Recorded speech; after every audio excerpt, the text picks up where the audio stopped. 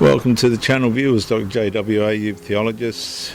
Like and subscribe to help the channel.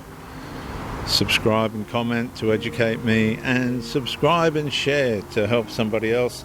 The Cost of Legislative Experimentation series, episode 11, the constitutional warning. Viewers and listeners, in the previous episode I examined redress, compensation and accountability. Restoration may repair the future, but justice remains incomplete if those who carried the burden of legislative conflict are ignored. And the question now moves beyond compensation into something larger. What prevents the same pattern from happening again? Most constitutional failures do not begin with tyranny. They begin with small exceptions, temporary adjustments, administrative convenience, compassionate objectives, good intentions, incremental redefinitions. One alteration appears manageable, then another, until eventually society discovers that the foundation itself has changed. And by that point, the argument's no longer about one law. It is about the limits of power. Viewers and listeners, this episode examines the constitutional warning embedded within the entire legislative experiment. Very important episode. The issue is no longer merely women's rights. It's no longer merely privacy. It's no longer merely legal definitions. The deeper issue concerns whether Parliament should possess unlimited authority to redefine foundational categories without corresponding safeguards, accountability mechanisms, and constitutional restraint. I want to say that again. Constitutional restraint. Because if categories become infinitely negotiable, rights eventually become negotiable with them.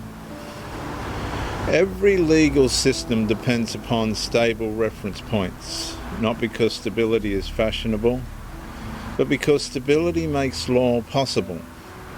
Courts require categories. Institutions require categories. Citizens require categories. Statistics require categories. Medicine requires categories. Safeguarding requires categories. Rights require categories.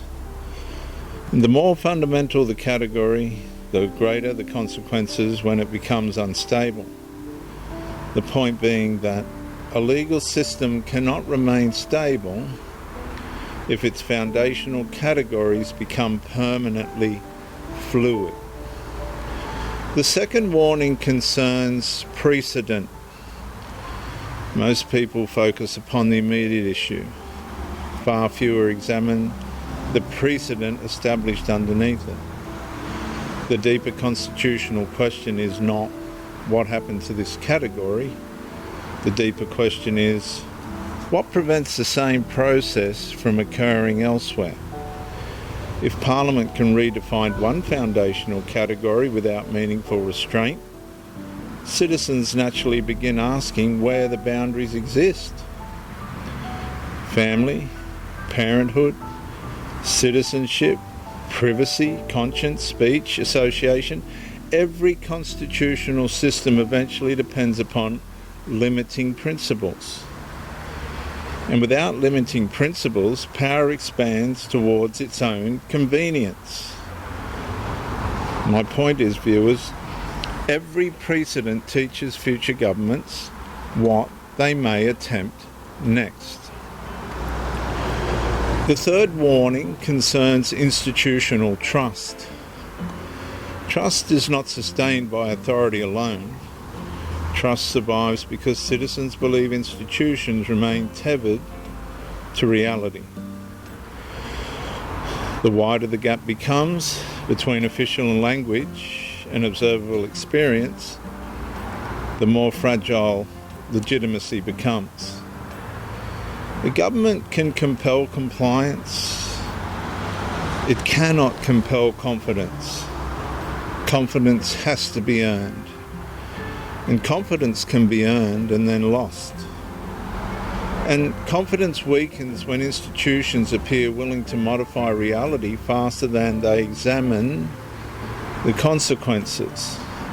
The point is, authority can enforce behaviour, only trust can sustain legitimacy. Viewers and listeners, the fourth warning concerns democratic fatigue. Citizens eventually become exhausted, not because every policy is difficult, because every unresolved conflict demands energy. People stop paying attention, stop participating, stop trusting, they retreat into private life. And the danger is not merely disagreement, the danger is disengagement. A democracy becomes vulnerable when citizens conclude that participation no longer changes outcomes.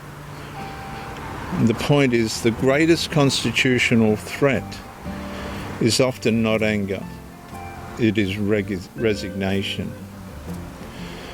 The fifth warning concerns future governments. Today's lawmakers eventually leave office. The precedents they create remain, as in the case of the 2013 situation. And this is why constitutional restraint matters.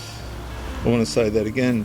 This is why constitutional restraint matters. Good governments do not merely ask, what power can we exercise? Good governments ask, what power should no future government possess? And that question protects citizens long after individual politicians disappear.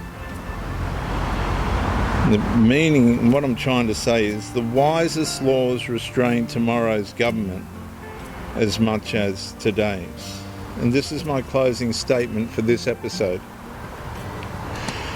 Every legislative experiment leaves behind more than outcomes. It leaves behind precedents. The constitutional warning is not simply about one amendment, one court case, or one controversy. It concerns the relationship between power and limitation, between authority and restraint, between government confidence and constitutional humility. Because a healthy democracy recognises that some categories carry extraordinary consequences. The more foundational the category, the more cautious the alteration. The more significant the change, the greater the accountability. And the greater the accountability, the stronger the public trust. And the lesson is simple. A nation does not protect liberty by trusting power. A nation protects liberty by limiting power before power decides it no longer requires limits. I'm Dr. J.W. Ayoub, Theologist. Like and subscribe to help the channel. Subscribe and comment to educate me. Subscribe and share to help somebody else. Viewers, I'll see you in the next episode, The Verdict.